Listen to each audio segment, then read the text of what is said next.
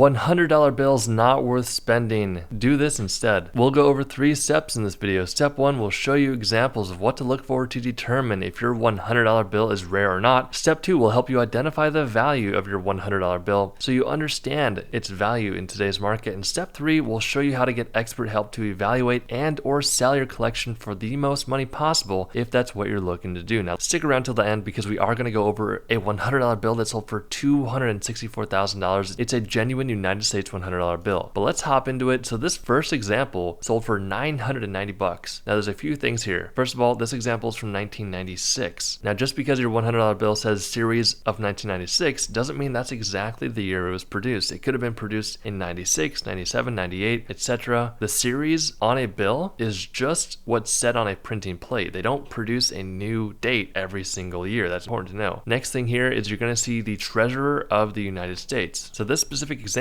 the person got it signed by Mary Ellen Withrow, who is the Treasurer of the United States. So if you have that connection, you can get the bill signed by a public figure and make it worth a lot more money. On top of that, I'd say one of the biggest attractions here is the fact that it's a very fancy serial number. So this is a radar rotator serial number. You can see the serial number starts with 8 and it ends with 8, and there's a bunch of zeros in between. Something like this is very attractive to a collector. That's why someone turned a $100 bill into $990. Man, we just love talking about $100 bills. This example right here sold for $3,960. It's a 1928 $100 bill. Keep in mind, 1928 was the first year the United States started producing small size paper money. Before that, the US was producing large size paper money. We'll show you one example of that in this video. This bill right here is super important for a couple reasons. First of all, look at that grade. The grade is not that good. The condition's really low at a very fine 30. The better the condition, the more money your bill is going to be worth. This example is also a star note. So you see the star at the end of the serial number? That means that the sheet of bills had a mistake on it somewhere. So a quality control manager destroyed the sheet and produced a new sheet of bills with a star at the end, signifying that this is a replacement sheet. Next, you're going to see a large number 5 on the left-hand side of the bill. That's because this is considered to be a numeral type. Now, most of the time, there's going to be a letter over there and not a number. Numeral types like this are simply worth more money. Look at this also. See the large number 5? You're also going to see smaller number 5s in 4 locations around the bill. This is what we call a district number. So you can either have district 1 through district 12, or if it's a non-numeral, you're going to have A through L. Now look, pay close attention here. You see the 5? Look at the first letter in the serial number. It's an E, which is also the 5th letter in the alphabet. Now this is very important. That 5 and the first letter should always match. For example, if it was a district 1, then the start of the serial number should be an A. If it was a 2, then it should be B. If it was a 3, it should be a C, etc. All the way to 12, which should be an L. Hopefully that makes sense. You pretty much want to make sure that all of these things match. The numbers, the letters in the alphabet, they're all the same. If you don't, for example, if the district number was a 5 and the serial number started with an A, that's a big issue because E is the 5th letter in the alphabet, not A. Seems very elementary, but not many people know that's the thing that you need to look for. But if this note would have graded higher, it would have brought a lot more money than $3,960. This is pretty cool. So this is a genuine United States bill from 1996. So it's got a few things going on for it that allowed it to sell for $6,900. First of all, you're going to notice the red seal and serial numbers. That's because this is a legal tender note. Now, typically, if you want to add one of these to your collection in a lower grade, you can pick one up for about $150, sometimes $200 at most. It's a cool piece of US history, and technically, you can bring it to a local bank, you can bring it to a store, and legally, you can get $100 worth of money from it. We don't recommend that for 2 reasons. 1, there's much more collector value in a bill like this, and 2, there's a good probability that whoever you give it to is going to say, hey, this is fake, I'm going to call the cops on you. We hear stories all the time of people trying to spread awareness to the hobby by spending something like this in a lower grade and them getting the cops called on them. I don't want that to happen to you guys. But on top of that, this is also a specimen note. All you got to know here is that if your bill says specimen on it, you want to look at the serial number to see if it's fancy. So all specimen notes are going to have a fancy serial number to some degree or not. This example has a consecutive ascending serial number, which goes from 1 to 8 consecutively in order. If you have a 1996 legal tender $100 bill specimen note that's in a high grade like this, you have a very rare note and you want to contact someone that knows what they're talking about. What we recommend, first of all, is picking up our free coin and currency ebook down below. We recently updated it with more information, completely free. Next, what we would do is contact a few coin and currency experts around you, get their opinion, guys. You don't want to be getting scammed or ripped off on a note like this. What we don't recommend doing is do not bring it to a pawn shop. We've heard so many stories about people getting ripped off at a pawn shop shop, the reality is pawn shop owners don't have the deep-seated knowledge required to help you get the most money for your coin or paper money bill. Once again, $6,900 for this example. And really quick, I might as well just throw it in there. If you don't have any coin shops around you, or you don't want to spend the time or the money or the gas driving around getting their opinion, we have an online community down below called the Coin Value Club. You can check that out. You can cancel at any time, but you can send me and my team pictures of your coins or paper money. We'll let you know what to do. We'll let you know how much they're worth, how to sell them, whatever you need to know, we'll let you know, and we got your back 100%. But let's go into this next bill. So let's look at the back of this 2009 $100 bill. I want to show you what's called a backplate number, or a backplate position. On the back bottom right hand side of the bill, you're going to see a little number. Now that number is pretty important for internal purposes. What it does is it tells a BEP employee where they produce paper money where the specific bill is located on a printing plate. Now there are times that the backplate number can be missing. If you do not have a backplate number on your bill, that could be a very rare thing. I've personally never seen it on the 2009 $100 bill, but that would increase the value. Now when you flip it over to the front, you can see the condition of this bill is not that good. It's a 35 EPQ. That's a low grade. That means there's a lot of folds on the bill. It would have sold for a lot more money than $4,800 if it was in better condition. Now look at the front plate position. You've got two front plate positions. At the top right, you see an H and a number, and at the top left, you see an H and a number, but before the H, you'll see a small little FW. If you see FW anywhere on any of your bills, that means your bill was produced at the Fort Worth facility. If you do not see an FW, that means it was produced at the Washington, D.C. facility. There are only two places in the whole United States that produces paper money, and that's those two facilities. So the main reason why this bill sold on Heritage Auctions for $4,800 really comes down to that serial number. It's a solid number 1 serial number. The better the serial number, the more rare it is. Something like this is highly collectible. That's why I sold for $4,800. I'm so glad we showed this one back to back because this is an older bill from 2006. It's a solid number 1 serial number just like the previous one. However, the condition is much better. This one got the 66 EPQ grade. That means it's only 4 points away from the perfect grade of 70, and there's not a single fold on this bill whatsoever. Keep that in mind whenever you have a rare bill. Do not fold it, do not damage it, because this example in a better graded condition, it's a little bit older, sold for $7,200. Once again, we have another legal tender note. This example is a 1966 $100 bill. Legal tender, it's not a specimen note, but it sold for $9,900 because of that super high grade. Now, when you come into the ultra high grades like this, it really boils down to the centering of the bill. And when I talk about that, I'm looking at the white margins or borders of this bill. The more centered it is, the better the grade is going to be. Now, keep this in mind. If there is a little fold on the corner that goes into the design, or if there's a fold right down the center of the bill, you're going to automatically drop down to an almost uncirculated 58. If you do that, the value is going to drop significantly. I mean, if this bill was a almost uncirculated 58, it's going to be worth around $500 to $1,000 at most. But because you got this 69 grade, it sold for $9,900, $16,800. This is another numeral type, as you can see by the 9 there. And once again, look at the start of the serial number. Is I the 9th letter in the alphabet? The answer is yes. Now, if it wasn't, that would be a very rare thing. And you can also see the district numbers in 4 different locations around the bill. Make sure that those 9s all match each other, because if they don't, that's going to be something that makes it even more rare. This example, once again, is a star note, which means it's a replacement note for an error that happened. Now, based upon how many mistakes there were for a specific print run will dictate the supply and demand. For example, if there are only a few errors that happened on the Minneapolis District 9 like this one, that means there's not that many star notes out there, specifically in a high grade like this, which allows a banknote like this to sell for $16,800. Now, this is a genuine United States $100 bill that sold for $264,000. This is a large size paper money bill. Now, why I like this one so much is because if you look in the back, look at that beautiful ornate design happening. Collectors actually have a nickname for this note, and it's called the watermelon note. If you look at the zeros on the back, they almost look like a watermelon. There's also the grand watermelon, which is a $1,000 bill, and yes, the US did produce $1,000 bills, but this example on the front has a large brown seal. Once you get into a note like this, there are a ton of variables that will influence the value, but this is a beautiful piece of United States history. This 1890 $100 bill, large size treasury note, sold for $264,000. Now, if you like this video, it would help us out tremendously if you hit that like button. We'll see you in the next video.